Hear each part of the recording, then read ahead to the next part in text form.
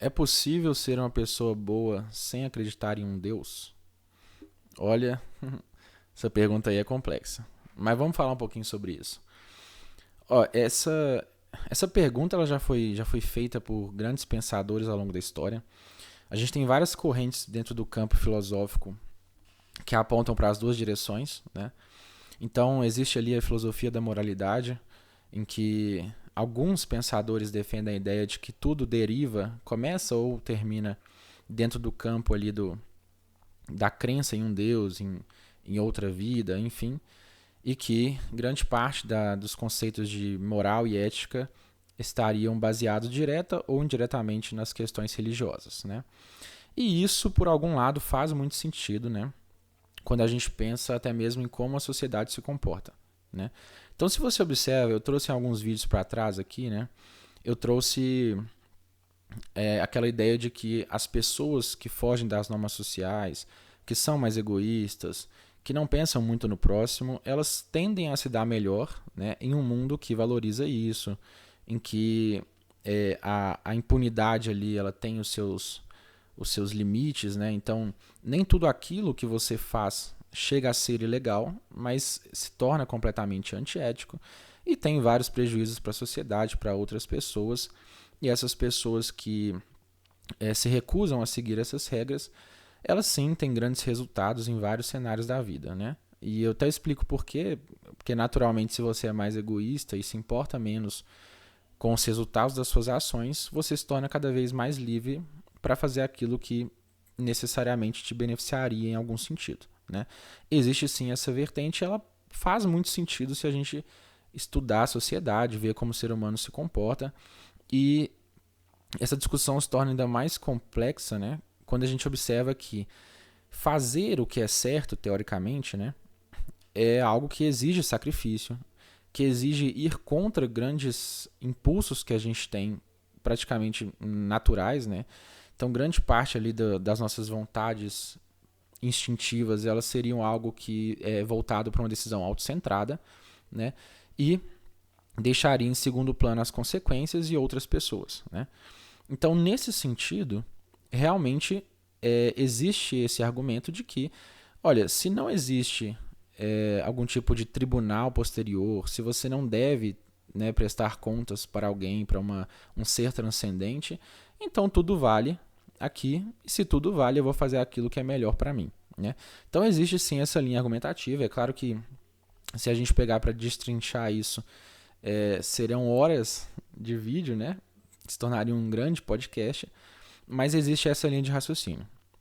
Por outro lado, também, em contrapartida, existe a defesa de muitos pensadores de que a própria sociedade como um todo, ela criaria, né, de alguma forma ali, suas próprias questões morais, éticas, e conduziria os indivíduos para que eles se encaixassem nesses padrões estabelecidos por elas mesmas, né? O que excluiria a necessidade da existência ou da crença de um Deus ou de uma vida pós essa morte aqui. Então, essa linha de raciocínio nos traria, na verdade, né, para essa ideia de que as próprias pessoas, talvez ali num convívio, elas estipulariam certas normas e, teoricamente, puniriam aqueles que fogem delas, né?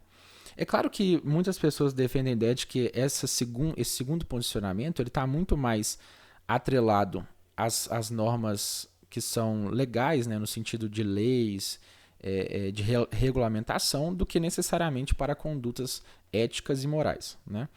E, ao meu ver, faz um pouco de sentido, sim, porque você estipular certos comportamentos que são permitidos ou não, não necessariamente eles englobariam as questões éticas e morais. Eles poderiam ser uma consequência, né? Então, assim, se esses comportamentos que são permitidos, eles vão filtrando as pessoas que o seguem e os que não o seguem, então, naturalmente, a gente poderia ir perpetuando uma ideia de que aquilo é certo ou errado a partir da leitura que se faz daquele comportamento, né? Então, quando a gente pega, por exemplo, exemplos dentro da teoria da evolução, né? Vamos supor, vamos considerar aqui que elas realmente façam sentido e que ela seja verdadeira.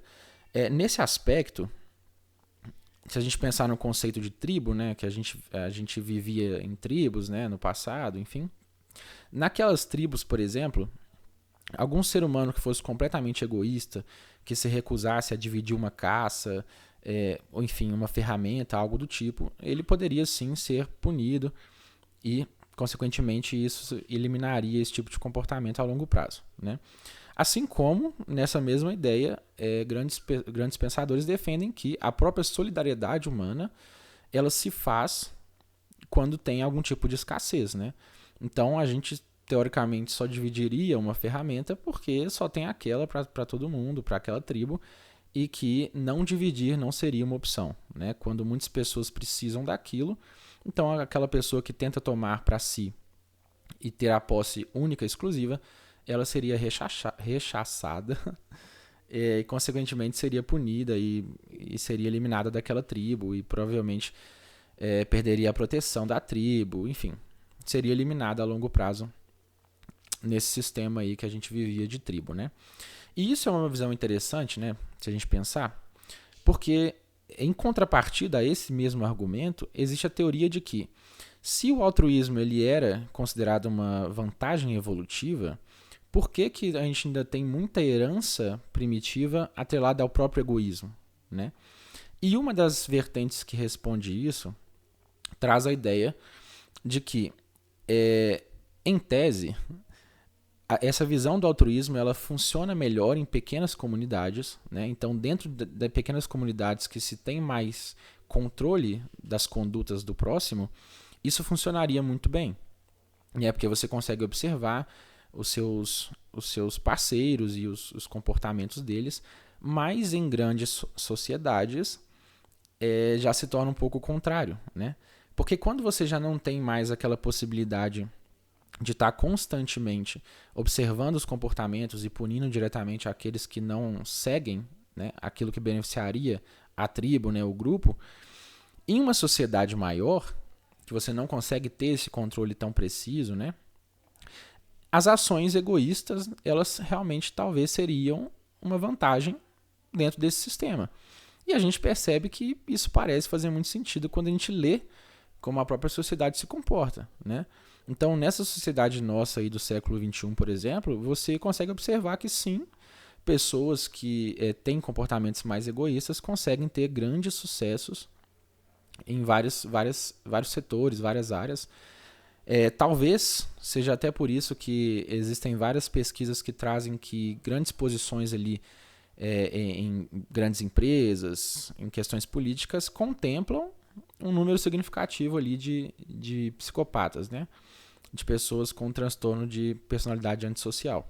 Justamente porque uma das características desse transtorno é justamente essa falta de empatia, né, de noção ali das consequências para um próximo, né? Então são pessoas ali que têm decisões mais autocentradas e que não conseguem conceber muito bem as consequências para outros indivíduos. Então a gente começa a fazer relações diretas, né, entre o empresarismo e as questões humanitárias, entre todas as disfunções do sistema que a gente vive, né, e a gente começa a ver que talvez toda essa discussão retorne para o ponto principal de que talvez a crença em um Deus ou ter a sua base ali formada a partir de uma religião, de uma ideia de um homem temente, né? E homem é porque é a expressão usada, tá, gente? Mas de um ser humano temente seja algo que realmente favoreça a evolução do ser humano como um todo, né? Até por isso que existem muitas pessoas ali que defendem que quanto mais você consegue evoluir espiritualmente, menos você se apega ao mundo material, né? E isso, logicamente, logicamente que eu falo é no sentido da lógica, né? Da construção do argumento lógico, realmente faz muito sentido, né? Então você vê que as pessoas que têm uma conexão maior com essa questão espiritual, né? Elas não ficam buscando necessariamente dinheiro, riqueza, acúmulo de patrimônio, nada do gênero, porque, teoricamente, isso não faz o menor sentido, ou dentro da escala de prioridades está bem distante do que as evoluções espirituais, né? Então, é realmente uma discussão complexa, mas é bem interessante. Existe sim esses dois contrapontos, essas duas posições, e eu acho que cabe a nós aí ir encontrando, né, aquilo que a gente mais se identifica, o que faz mais sentido pra gente e seguir a partir disso. Bom, muito obrigado mais uma vez. Adorei essa pergunta, acho que deu pra gente discutir um pouquinho aqui. Se você puder, se inscreva no canal, curta, compartilha, né? Compartilhe, né? Me dê essa força e até o próximo vídeo.